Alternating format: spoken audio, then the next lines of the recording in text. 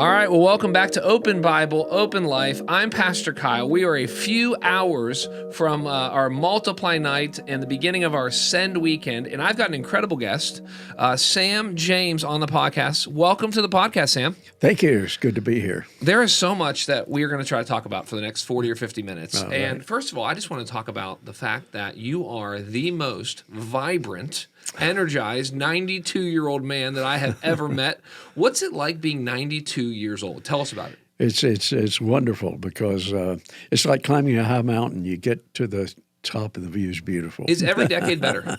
Every decade's better. All right, well, let's go. I want to go back to the beginning. So you and I just met 20 minutes ago, less than that. And I want to hear your story. We're going to go so many different places, talk about your mission work, your heart for missions, your family. But I want to hear the family you came from. So what type of family creates a Sam James? Did you grow up in a Christian home? No, well, sort of Christian. My father never went to church. I led him to the Lord when I came home from the Navy one year. But a story we may have to return to, leading your father to Christ. That's right. And my mother was an organist and pianist, and any church that needs a musician, she was there. Yes. So we went to a lot of different churches when I was growing up, and she made sure that my two brothers and I went to vacation Bible schools and things. We were very poor. Dad was an alcoholic, and he had trouble, keeping his money. So we grew up very, very poor. I often say that even the poor people felt sorry for us. So we fought our way through life, growing up. How many siblings? But it was just three, Okay. 3 boys. And my two brothers became medical doctors, and then I got my doctorate in the religious field. Yes. Yeah, so we did okay. My mother was a wonderful person, and she kept our spirit, I think, our spiritual side going. When the Korean War started, then I had just graduated from high school. Okay. And What year is this? This is 1950 when the Korean War started. I had joined the Naval Reserves when I was 16 years old. I lied about my age and went on cruises and all with the Navy. Wow, at 16 years old. At 16 years old, and so then I joined the Navy when I was 18, the regular Navy. Yes. Because the Korean War, I was going to be drafted. And so I went into the Navy and I stayed 6 years total. Wow. In the Navy.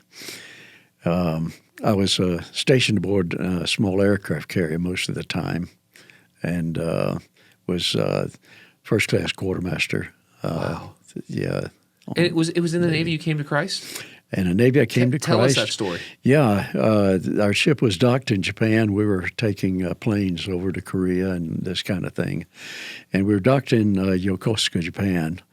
And we were going to Korea through the Japan Inland Sea. And we needed up-to-date maps, charts for that. So so I went to Tokyo. I was going to go to Tokyo and get some new charts at the hydrographic office there. I got on the train, and it was really crowded, but there were 2 seats there, and I took one of those seats. And just after I sat down, this beautiful young Japanese girl came up, and she said, "May I sit beside you?" And I was very happy to let her sit there. Her English was quite good. She was a student at the University of Yokohama. And we talked all the way from Yokosuka around the bay to Yokohama and about a lot of things. But right before we got to Yokohama, which she was a student at University of Yokohama, she held out her hands to me and she said, very serious, she said, "My professor told me to believe in Jesus. How do you believe? How do you believe?" And I sat there and I thought, well, I've been in Sunday school and I've been in church, but I don't know how to tell her that. And it really bothered me, and I told her something about the historical Jesus, but not much that would ever help her. Yeah. And she got off and bowed politely and left and never heard from me the gospel. Yeah. Because I myself didn't really know it. And So the train started off to Yokosuka, and every turn of the wheels seemed to say, "How do you believe? How do you believe? How do you believe? How do you believe?" All the way to Tokyo. This was in my brain. I got the charts, and I walked the streets of Tokyo. I was deeply troubled. I had worried about my life for a long time, that I just wasn't living the way I was raised to live.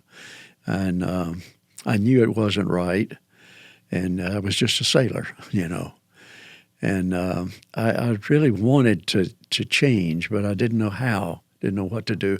I even went to some revivals, in Oakland, California, in Alameda, my naval base. But I didn't learn anything.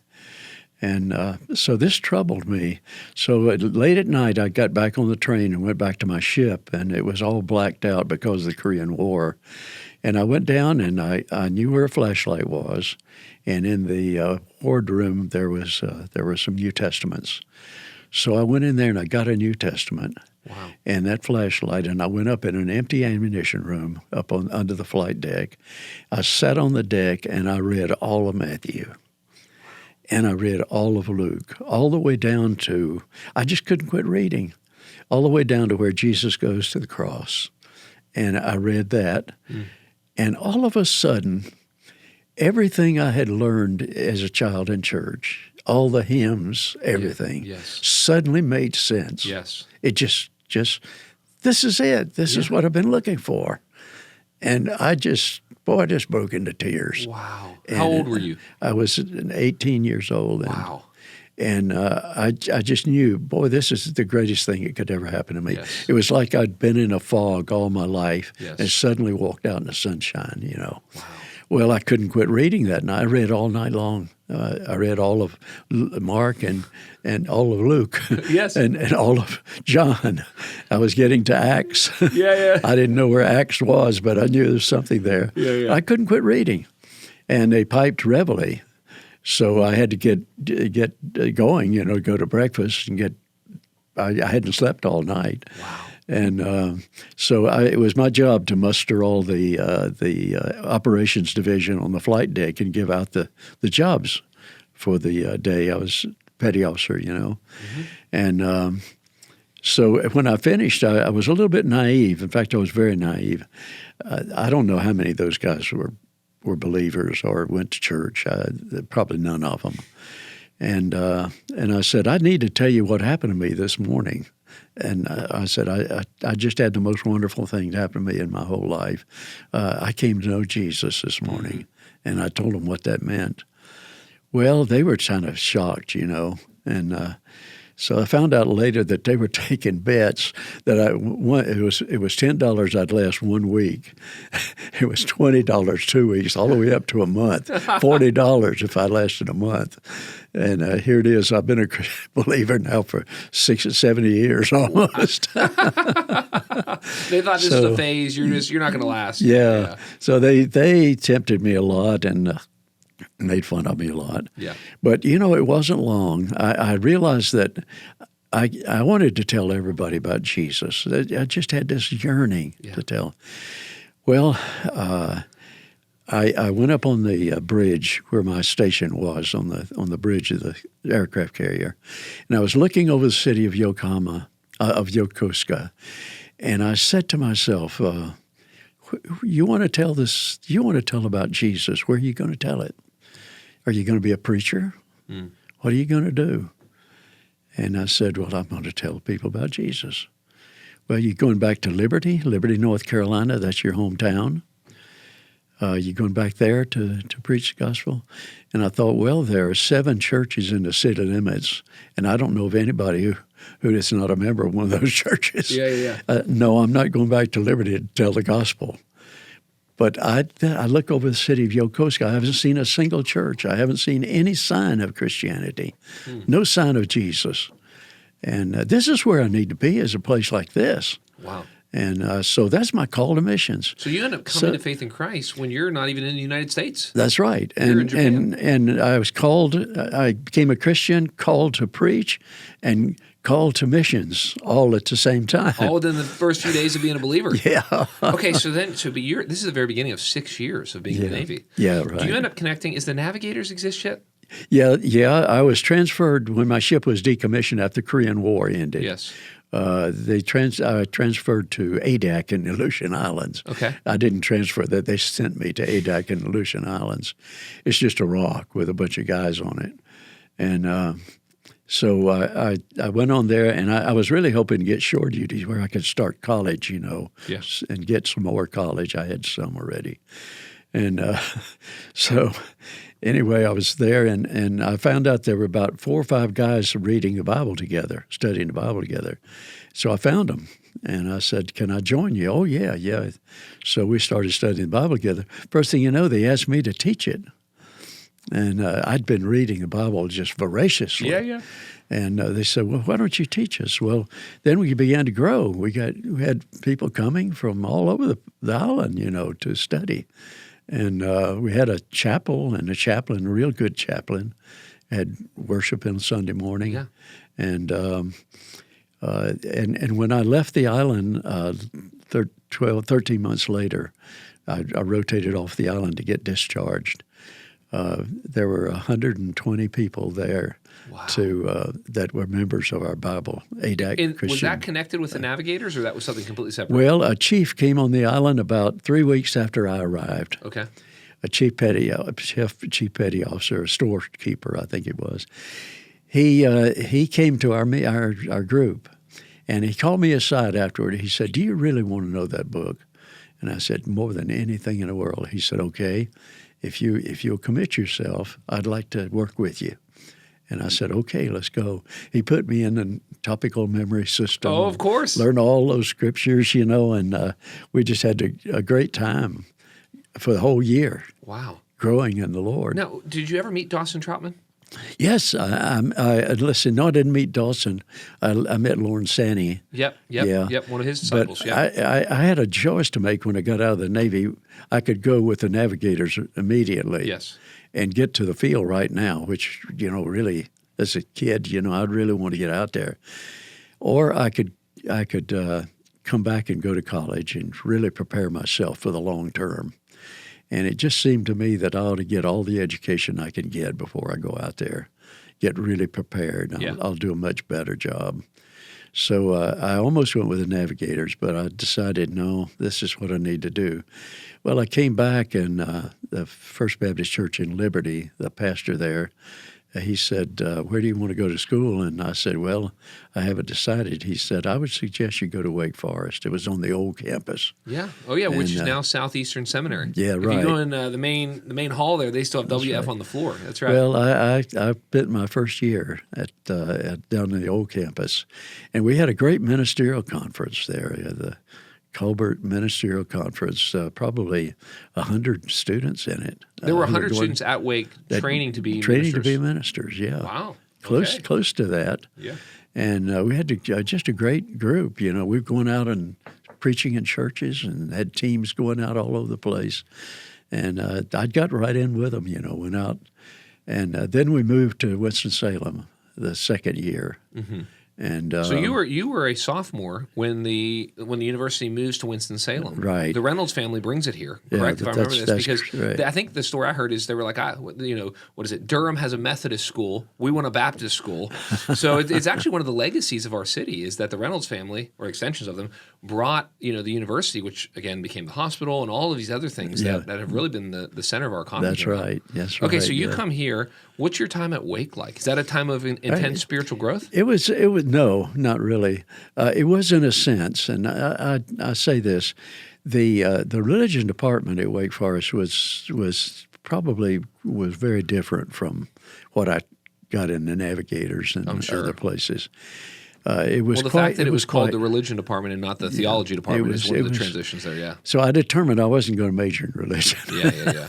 And I fought my way through. I mean, in that regard, it was not good, but I was mature enough that it tested everything I believed, and I came out solid. Yes. You were telling me just before we got on this podcast that you were actually pastoring while a college student. Tell us about that a little bit. Yeah. This deacon came to my house. It was in January. I'd been in Wake Forest for 3 months. And he came to my house one night, and it was near my hometown, Liberty, out in the country, Mount Pleasant Baptist Church. He said that our pastor's been here 27 years. He's retiring, and it's just a quarter-time church. And he said, we really need a pastor, but we don't have a budget, really. We don't have enough money we'll just give you whatever the offering is. And but we would like to go more than quarter time if we can. And so I said, I believe I'll do that, So I came down, this young guy, and that church just made me the pastor that I am. I love it. How so?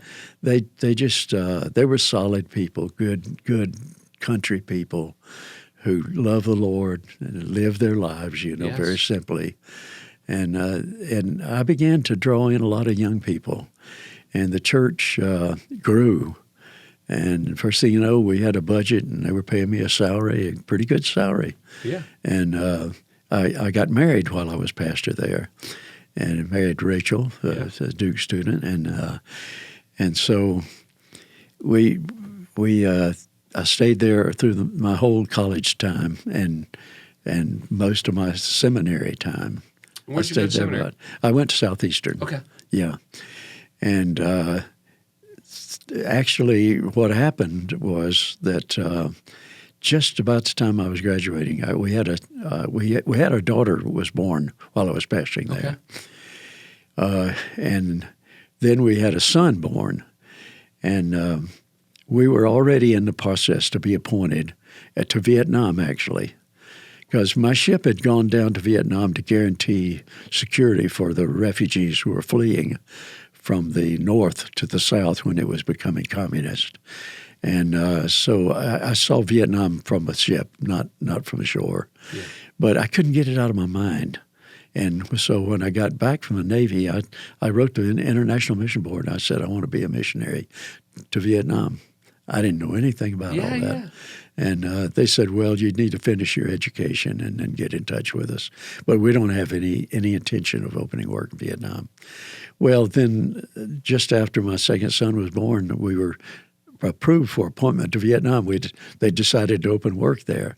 So we would have been among the first in there at that point. And but he had an open uvula, as was split, and the doctor said he needs an operation when he's 1 year old. So what happened was the church was ready to build. It was crowded out, a standing room only. It was ready to build, and I didn't think I could stay another year there and hold them back. So I resigned from the church with nowhere to go. And all of a sudden, I got a call at night, right after that, from a layman in Durham. And he said, there are 5 laymen of us in Grace Baptist Church, and we've got the job of establishing a new church out in North Durham. And we've heard that you're delayed going to the mission field for a year. And we don't know what you're going to do with that year, but we'd like to ask you to come and plant this church with us. Come on. And I said, I'll be there. Yeah. They didn't have a lot of money either. They promised me. So you and your family of 4 at the time, you guys moved to start this church, which is called Homestead Heights. Homestead Heights. It was just nothing there. I mean, it was just a few people had started meeting in Holt School when I got there. Yeah. And so I became their pastor of the mission church. And I thought, man, I'm going to the mission field to be a church planter, but I've never planted a church. So this is great, Yeah. So those are the finest laymen I have ever met in my life. Wow. Boy, they were soul winners. They were solid as they could be, and they helped me. I mean, they were pastoring me while I was pastoring them. Yeah. We worked together. We went out visiting everybody everywhere. I don't think there was a Sunday that we didn't have somebody except the Lord. I love it. And I believe, if I'm not mistaken, when the day I was appointed a missionary, I know this is true, the day I was appointed a missionary, we had the dedication of the church, organization of the church. Wow. And I left that afternoon to be appointed missionary to Vietnam. But I think we had close to 200 charter members. Amazing. Yeah. So Homestead Heights, I know you and I know this, but maybe not all of our listeners will know this. Yeah. That Homestead Heights is the church that J.D. Greer takes over many years later. Yes. And it continues to grow and ends up being called the Summit Church. And us and now 90 churches have been planted out of that church. And so in a lot of ways, this is how the providence of God works. If you don't get delayed, if your son doesn't have this issue, if this layman doesn't call you, if you don't accept the call, I don't know that our church right now exists in any form like it would, because I was very excited about learning from Pastor JD and learning from the Summit Church. And they were very interested in Winston-Salem. That's where Pastor JD's from. And so it's neat to see the providence of God in all this. So you have a year at Homestead Heights. Mm-hmm. Just a year, not quite a full year, and actually. What year is this, if you remember? This was 1960. I was appointed in 1962, so this was 61. 1961. Okay, so then what does it look like to be called to Vietnam? You are a family of 4 at this time? We actually had another baby during that year. Okay, so now you're a family of 5. You've got 3 young kids. Yeah, it's the mid-1960s. That's right. I mean, what is it? Early 1960s. Or early 1960s. Yeah. What does it look like? Nowadays I think about mission work, and it's a little bit easier to FaceTime somebody at home. It's a little bit easier to get back and forth on a plane. Yeah. What was it like in the early 60s to move your entire family? Take us through the process of moving a young family of 5 to Vietnam. It was really something. I remember Dr. Baker James Cawthon at our appointment service said this. He said, there are storm clouds on the horizon in Vietnam. And he said, you're going to go there. He said, take anything you want to take with you to Vietnam. If you have a piano, you have whatever you want to take, you take it to Vietnam. But he said, if it ever gets in your heart, you're through as a missionary. He said, you don't know what's going to happen there. And so we went on to Vietnam, and the war was just a little bit going on. Not too much at that time.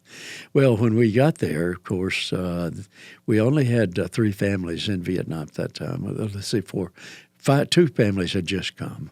So we got there in the first 2 years of the existence of the mission.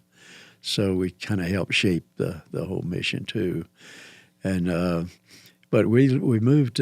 They decided that it would be good if we would study the language up in the mountains, because Saigon was a huge city, 3 million people city, and busy, and focusing on language is very difficult in this city.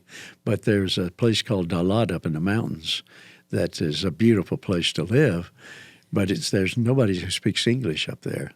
So we want you to go there to study language. I said, I want to go there to study language. And so I demanded a teacher. I just looked everywhere for a teacher who didn't speak a word of English. And I had a language book to learn from that the CNMA had produced, the Christian Mission Alliance. And so he came, and he would hold up a pencil, and he would say, "Cái viết?" And I would say it until I settled it, and then I knew that's what a pen is. He'd say, "Cái muỗng?" That's a spoon. Okay, so I learned like a child, like a baby learns English. Yes. He doesn't study it. He just learns it. Yeah, you have to be immersed. That's we call that barefoot language learning. Yes. And that's what I did for a good while. Then after 2 years, I got a high school teacher, a Vietnamese high school teacher of Vietnamese kids. Yeah. And got him to come and teach me proper Vietnamese, and educated Vietnamese. Yes. And so then I could preach and teach and, to the country people. And so it took you about 2 years of fully immersing in the culture to feel like you knew it? It took longer than that, really.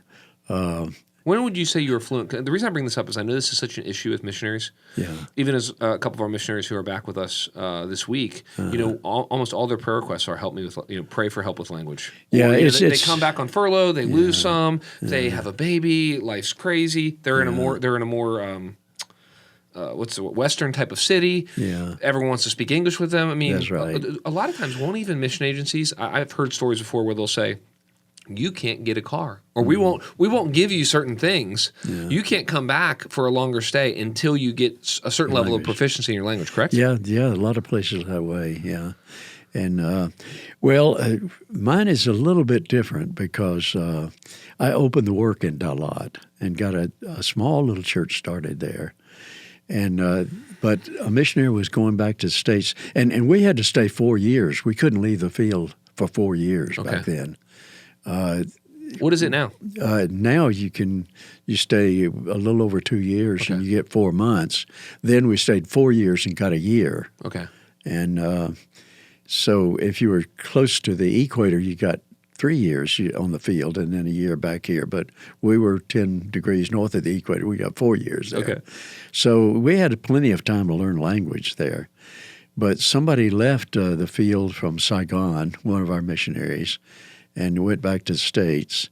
And I had to move out of language study after 15 months and become the Grace Baptist Church, our first church, called me as pastor.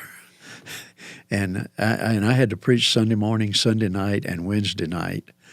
And I'd just been studying language 15 months. Yes.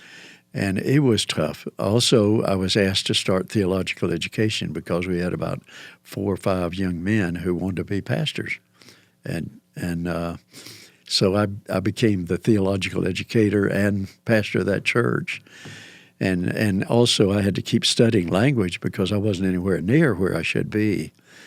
But it helped me to learn language. The church taught me language. Yeah. And so actually I preached 5 times in the church. And I've never read my sermons ever. And there I had to read the Vietnamese. I had to write it, get it corrected, and read it. I couldn't see people's face. I couldn't see their eyes. And on the 6th Sunday, I was sitting in a pulpit and I said, Lord, I may murder this language. They may not understand anything, but I'm not going to read another sermon. And I put that sermon under the desk, and I told the congregation, I said, look, I'm going to make a lot of mistakes. And I want you to raise your hand if I make a mistake and tell me what I did wrong.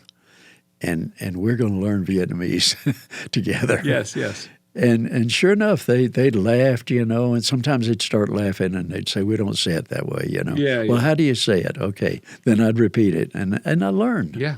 And I grew with the church, This is a new church, brand new church. The first church ever in Vietnam, First Baptist Church ever in Vietnam was there. And so I really grew in my language. Plus I had, by then I had 7 young men who wanted to be pastors. And so I was also in charge of Saigon, of evangelism in Saigon, church planning. And I said, how am I going to go about this, a city of 3 million people, And I've got to pastor this church. I've got to start the education. And I decided that I would take the sharpest student I have, and I want to take him out and find the right place to start a church.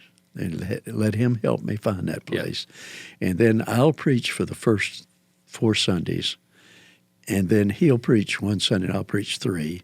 I'll preach 2, he'll preach 2. Yeah. And then he'll take it over. And I'll get the next student.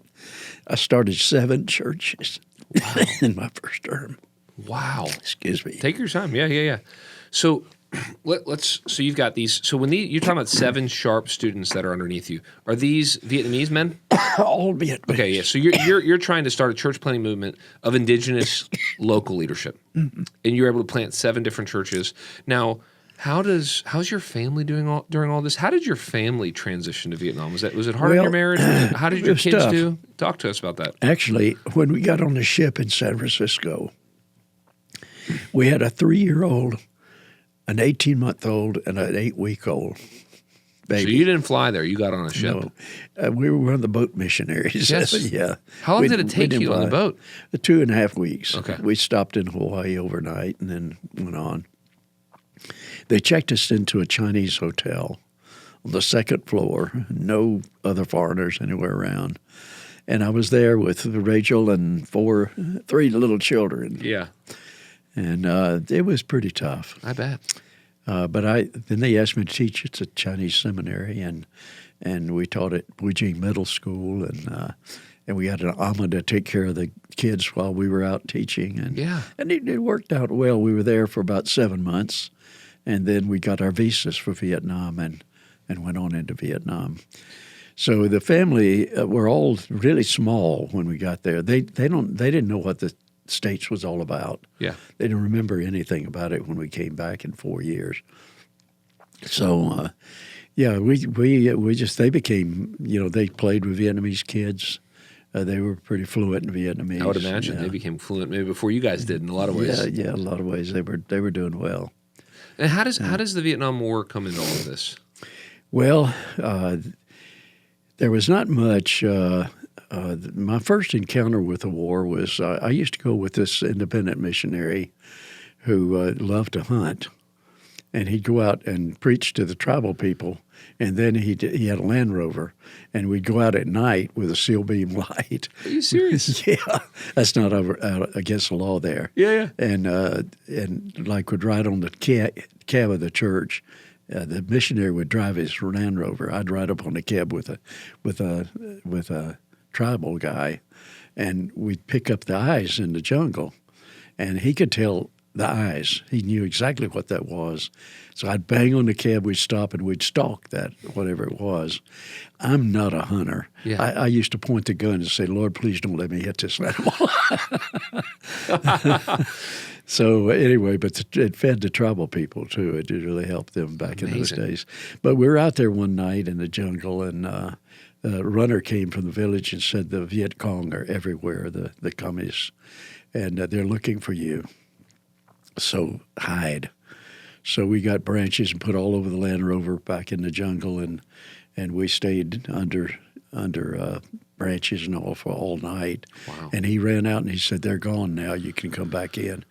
Well, I realized then that the war was beginning to get real close. I didn't go hunting anymore.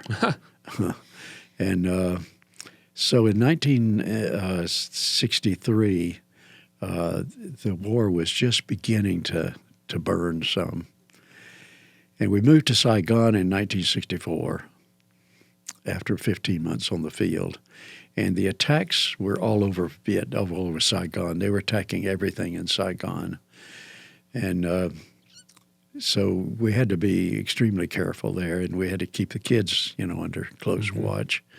But it didn't hurt our mission cause anyway. We kept working. And so the kids weren't hurt by that at all. Yeah. So for the first term, actually 1965 is when it really got bad.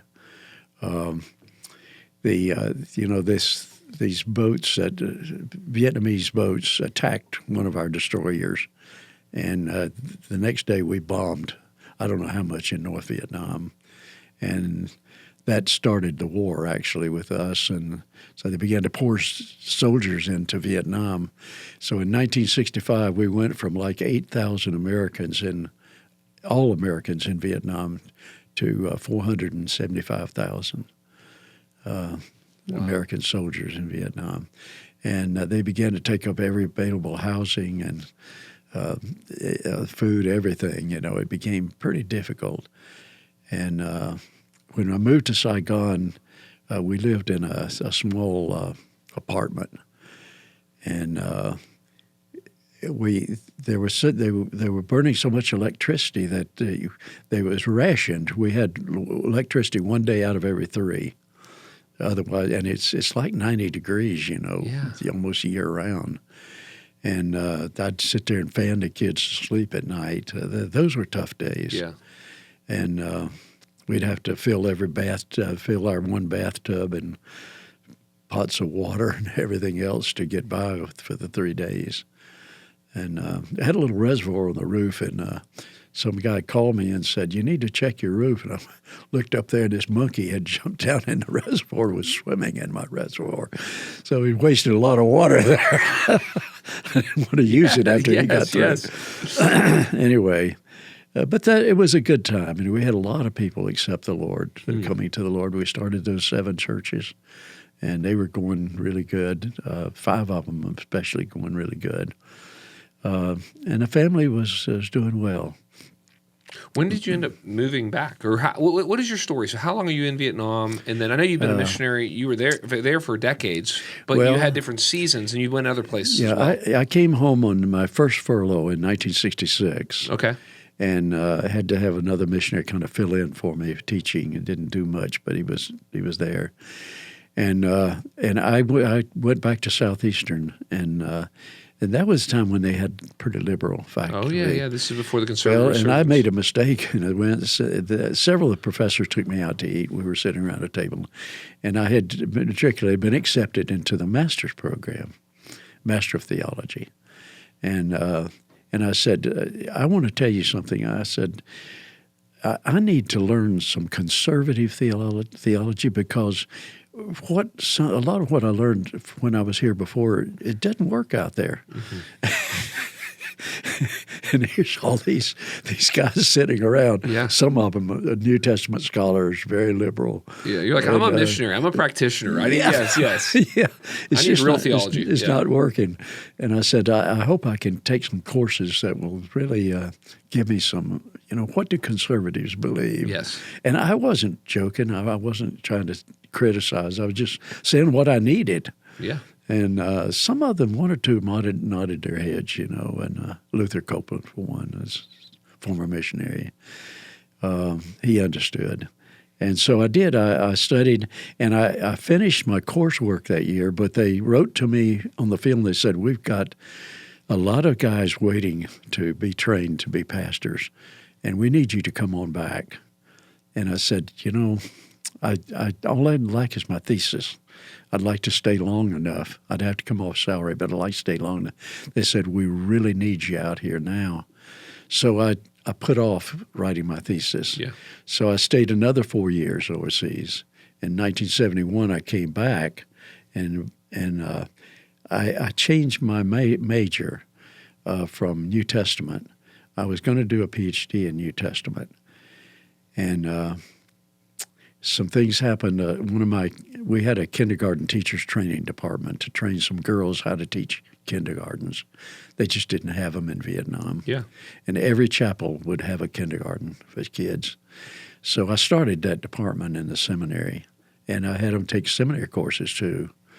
And one of the girls was a Chinese girl we just planted a Chinese church over in the Chinese area of Saigon. And she came in to talk to me, and she had a bad romance relationship, and she was very depressed. And so I talked to her, and I listened to her, and I said, let's get together again next, another day and really see what we can do. She left, and she committed suicide that night, and that really got to me. And then we had other things happen, and I didn't know people. Mm-hmm. And I said, I'm going to change. These pastors are having people killed every week in their church. They've got widows. They've got children that have no father. It's just terrible, and they don't know how to minister to people. Yeah. I'm going into pastoral care. So I came back and changed I talked to Wayne Oates at Southern, and I was accepted at Southern in a PhD program. Yeah. And shortly before I was to move, he called and he said, this is going to take you 5 years. And I said, I can't stay off the field 5 years. No way. Yeah. He said, well, that's what it's going to take.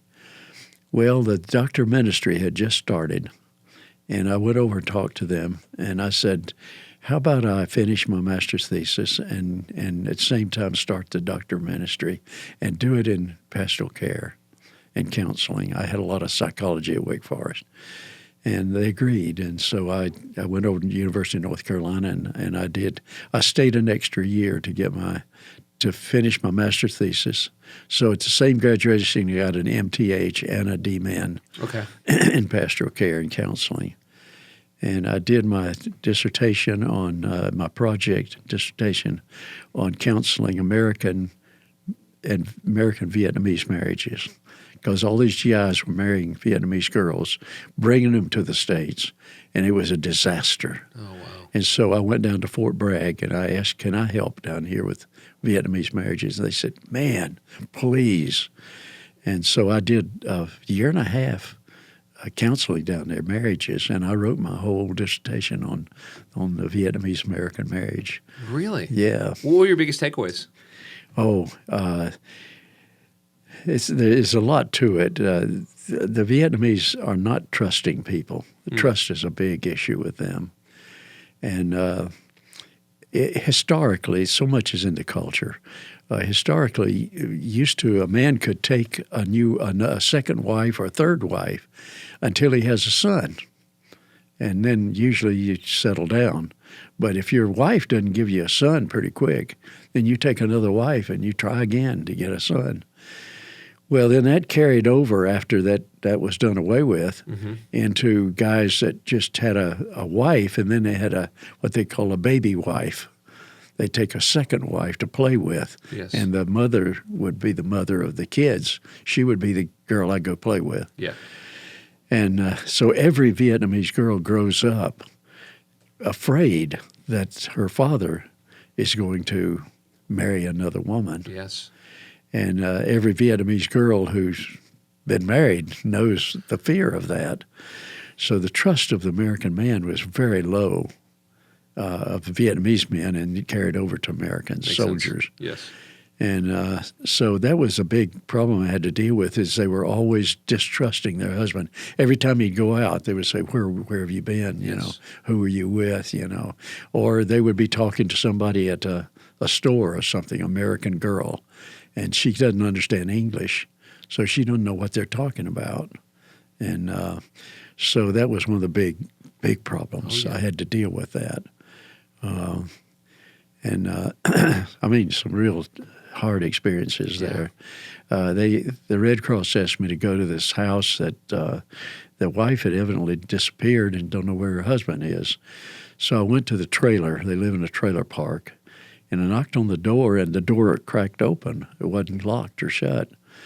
So I called out, and nobody answered. And I opened the door, and I looked, and she was laying on the floor in a fetal position. And it was dirty. It was filthy. She'd been there hours and hours and hours. And I walked in, and she was alive.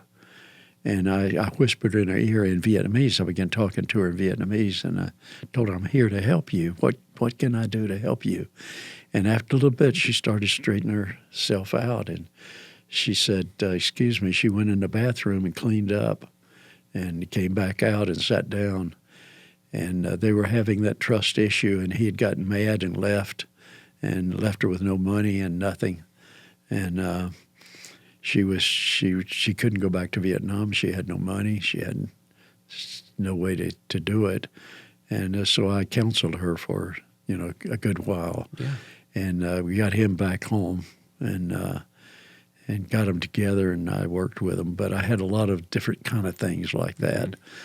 But it really helped me when I went back to the mission field, because I began a course on pastoral care. And I talked to them about marriage and what are the problems a Vietnamese woman has. They recognized all the problems. I had like 5 outstanding problems, and they agreed with every bit of it. But how do you deal with it is the problem. That's the hard thing, yeah. And so it helped. And then, with widows who just lost their husbands, and it was a tough time. Yeah. Yeah. So you spent how many years total on the mission field, roughly?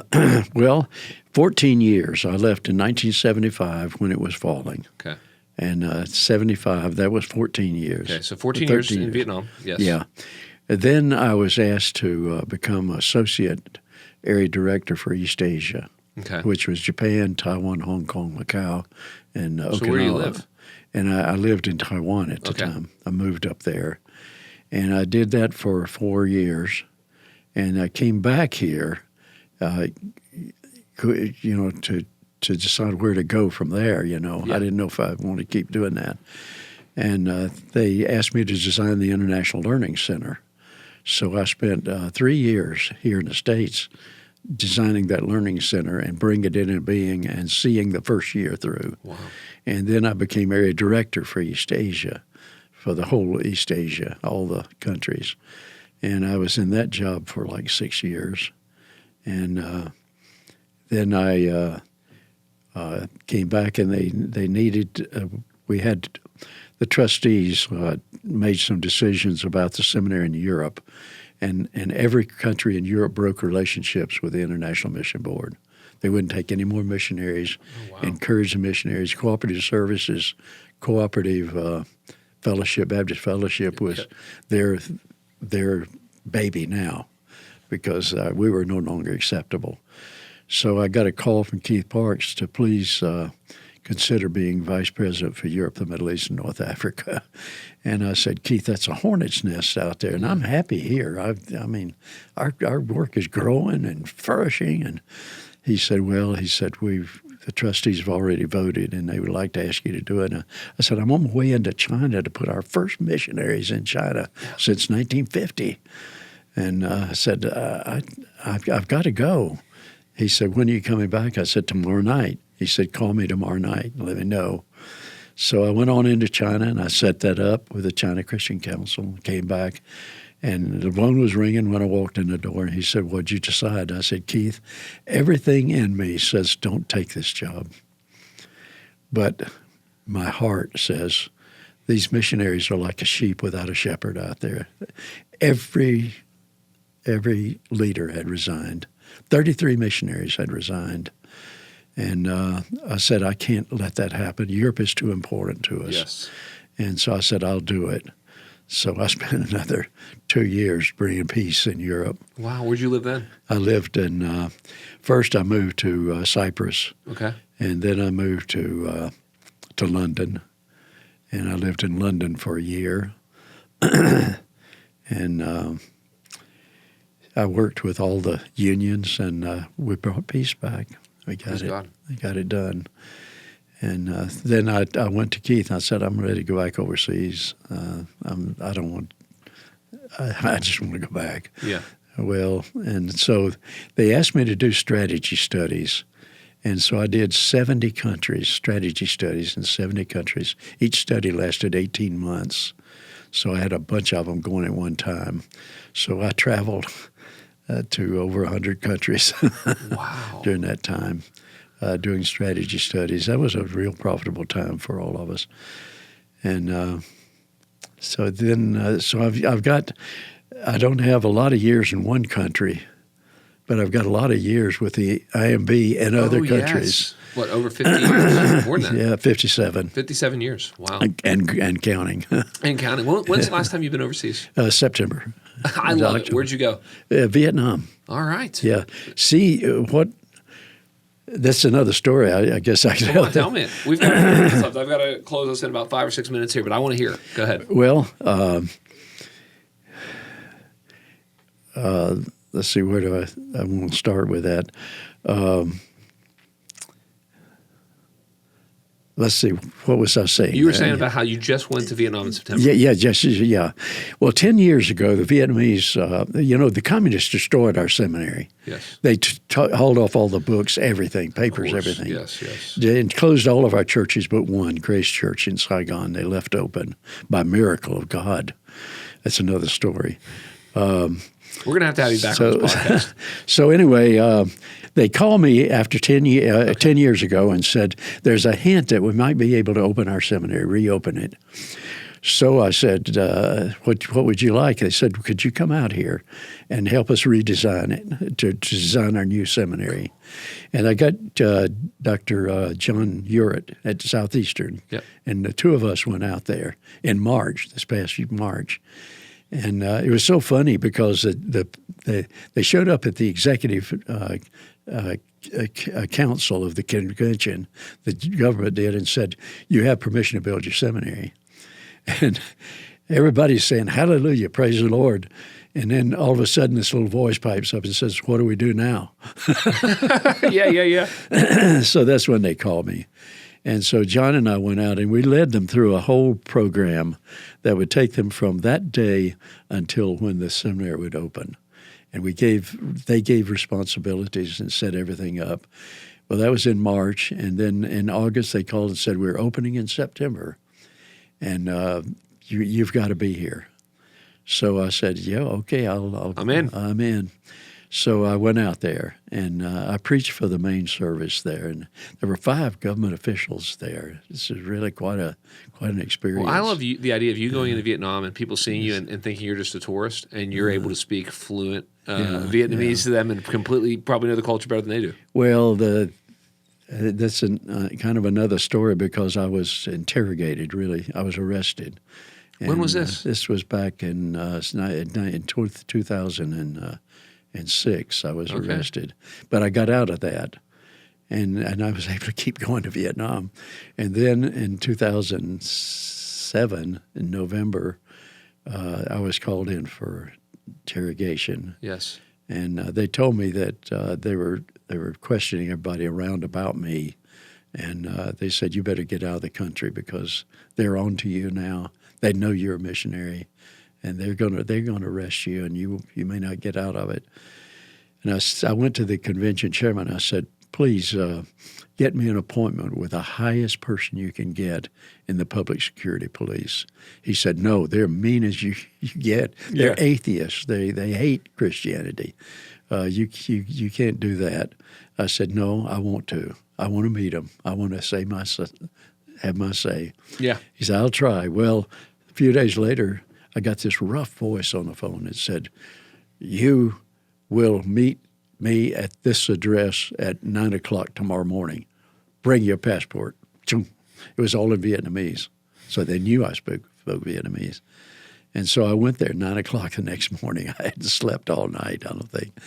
And he started interrogating all day long. And it came to a point where he sat down and he looked at me and he said, "You see this file here?" I said, "Yes." He said, "That's everything you've ever done in Vietnam. We have a record." And I had determined I was going to tell the truth of everything because they'll ask me the same question. I won't remember what lie I told. Yeah. So I tell the truth. And I had done that. And he said, and I want to tell you, he said, "You are exactly in what is in this. You've told me what's in this file here." He said, "So you've told me the truth." And he stopped for a while. He got up and walked around. He came back and he said, "I've changed my mind." He said, we have questioned people around Grace Church and other people about you who know you. And they all say 2 things about you. Number 1, you speak Vietnamese like a Vietnamese." And I said, "No, I could study all my life and not do that." He said, "Well, you're the first foreigner I've ever interrogated without an interpreter." He said, "I've understood everything." He said, "Number 2, they say you have a special love for the Vietnamese people, for our people." And I said, "That is absolutely true, but it's not my love. It's a love that God placed in my heart and my life for the Vietnamese people." And he asked me to go to Vietnam and share about Jesus and help people to come to know who he is. Who is this God who's created all of us and loves us with an everlasting love? That's what that's the only reason I come here. And he sat there and he said, "We need somebody like you teaching our people." He said, "Here's a telephone number." He said, "You have the chairman of your convention call me, and I will tell him what he has to do for you to come here legally and teach in Vietnam." And so I went right to the mission office and gave him that, and he called, and he said, "Come down in the morning, and I'll give you the papers." So the chairman of the convention went down and got the papers, and I went on back to the States. I didn't know what was going to happen, really. And he filled out all the papers, and in January I was sitting in my office in Richmond, and I got this email from the Public Security Police of Vietnam, and it said, "Dr. James, your papers crossed my desk this morning, and I was very happy to sign them. You're now an official professor of religion in Vietnam." Come on. Yeah. You're talking about a miracle of God. That is a miracle story. It is a miracle story. And so from that point on, and they gave me a telephone number that said, when you go out in the provinces, those province chiefs sometimes don't like missionaries. They don't like Christians. And you're a foreigner. They'll arrest you in a minute. If they do, you call this number, and we'll get you out. Unbelievable. So I had protection. It's like your Roman citizenship, like the Apostle Paul had his Roman citizenship. You had the access that you needed. I did. Well, Sam, this has been good. And then I opened the seminary from that. I was able to. That's what gave you the ability to actually open up the seminary, which you just celebrated in September. Yeah, that's right. Sam, there's so much more I want to talk to you about. Seriously, maybe we'll have you back at another time. You're going to, just in about 2 hours here, you're going to speak to our church tonight. You're going to say some things tomorrow. I'm excited. You know, one of my favorite books, I don't know if you've ever read Larry Crabb. Of course, he passed recently, but Larry Crabb wrote a book called Men of Courage. It used to be called Silence of Adam. And among many other things, one of his indictments on my generation, on the younger generation, is he said, we are a bunch of men without stories. And sadly, that's one of the reasons I think we're obsessed with watching television shows and traveling, because we don't have our own stories. Yeah. You are a man with some incredible stories. I hope you're able to share more of them tonight that continue to just tell them about the glory of God and the mission of the church. And you also have written down, so if any of our listeners want to find out more, you've written 2 books. You're writing a 3rd book. This is 3rd book. And right before we started, you told me, I love you. I love it. Your dreams are always bigger than your memories. Yeah, right. You're already thinking about your 4th book. So this one is called Servant on the Edge of History. Okay, so check this book out, or Sam's other book. And what's the book you're going to come out with next? It's a history of Baptists in Vietnam. The history of Baptists in Vietnam, and then you said maybe also writing a book that really honors the life of your late wife, Rachel. Yes, I'm going to write that. But there's another book that I really probably have to write before that that's staying on the field for a long time. Okay. How does a person stay out there in another culture for a long time? And I used to give a 3-hour lecture on that, and I don't do that anymore out there. But I'm going to put it in a book now. It's well, I can't. Yes. I want to read it. I want to have you back on the podcast. I'm looking forward to tonight and this weekend. I'm looking forward to introducing you to some of our missionaries, and being a great encouragement, because we are actually and aspirationally trying to grow as just a sending, going, missions-minded church. So wonderful. Sam, thank you for being here. If you're listening to Open Bible, Open Life, I want you to check out more about Sam James, Dr. Sam James, and I'll meet you next week for our next episode of Open Bible, Open Life.